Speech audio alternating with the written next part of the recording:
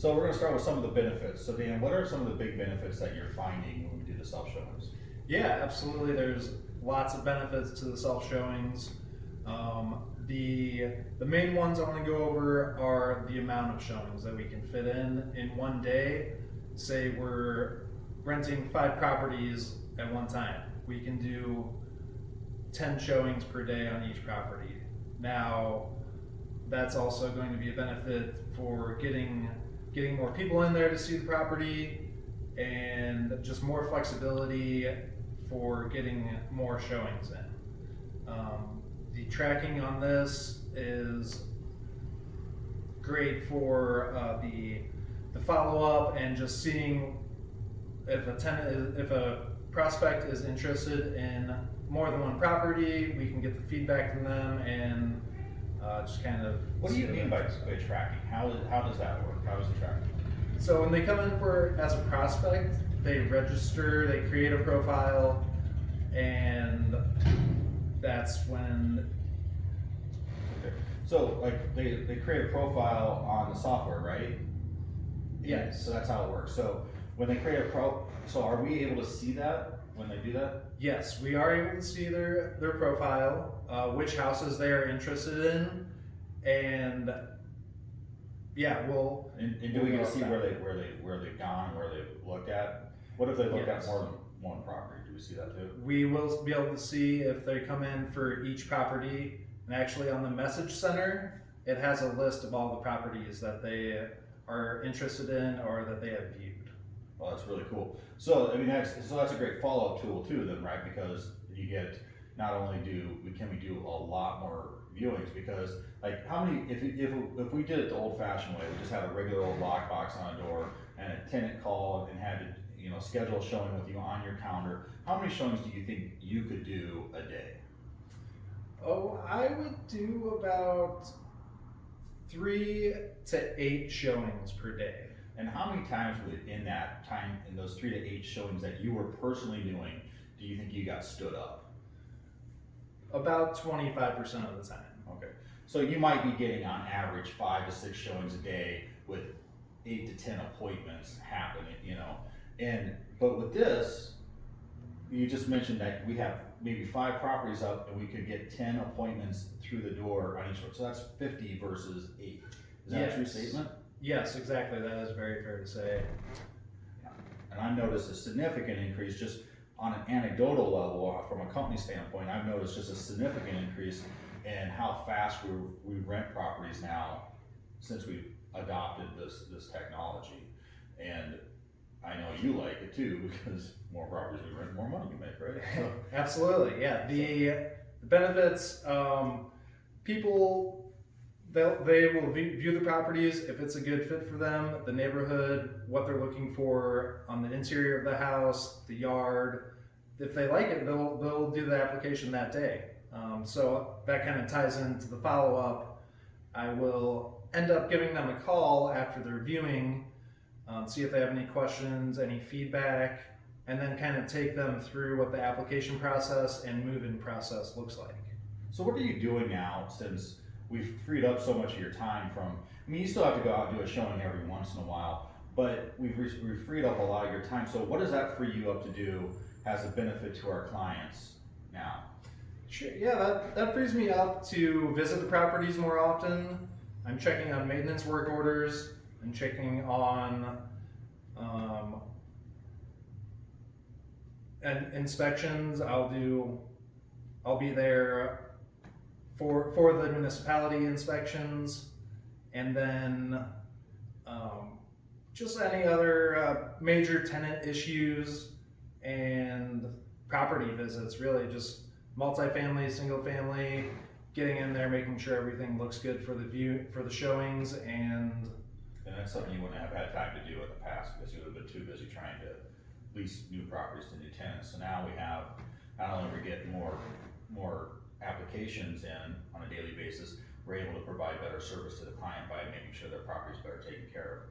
Which brings me to the next major concern, because I know this was my biggest concern. It took me, I had heard about self-showing probably about a year and a half before we actually adopted it, and I was pretty reluctant to do it mainly because of some of the security concerns. I was concerned about people getting into the property and doing damages essentially. And so and for me, I had to meet some other people who were doing self-showings, who were giving me some of their experiences. And what they told me was, we've been doing it for a year and haven't had a single instance. And that kind of surprised me. But you know what, we've been doing it for 2 years and we haven't had any instances either. And so what are some of the things we're doing as a company to make sure that our clients' properties are secure in this self-showing environment? The security measures we take on this, basically the website that we use to do the scheduling, create their profiles, before they view the property, they will upload a picture of their ID. That website, their customer service people will view the ID. If it's clear, just make sure it's a real person. So they will approve that ID for the viewing that they have scheduled. That's the main security measures that we use with that. Right, so we require that photo ID so we know who's getting it and we can verify that they're a real person.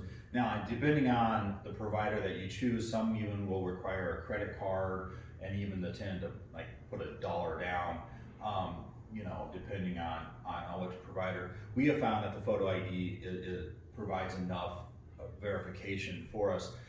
One of the other things, we'll take an opportunity here to look at the box here. So we use a code box system. There's a few different types of digital boxes out there. We use this code box. This is actually a bigger model. We like it because you can get more keys in there, but they sell a smaller version, and then they have some different brands. But the main thing is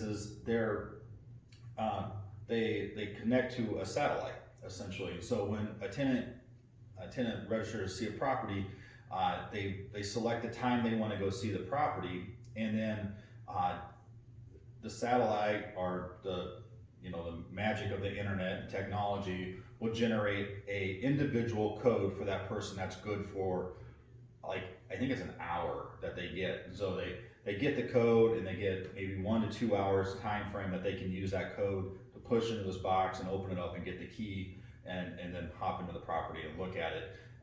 And then the code expires after that, and then if they wanted a new code, they'd have to recontact us. And also kind of lets us control when people are in and out of the properties, which is one of the big factors that I really liked as the business owner, understanding how that all worked.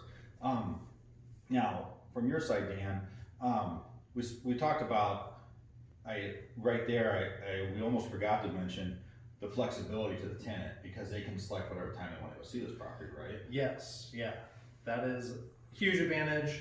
The code is good for 1 hour. So let's say somebody gets there early or somebody gets there late. I will take those calls and just verify it's them and get them in there if they can't get there for their scheduled time.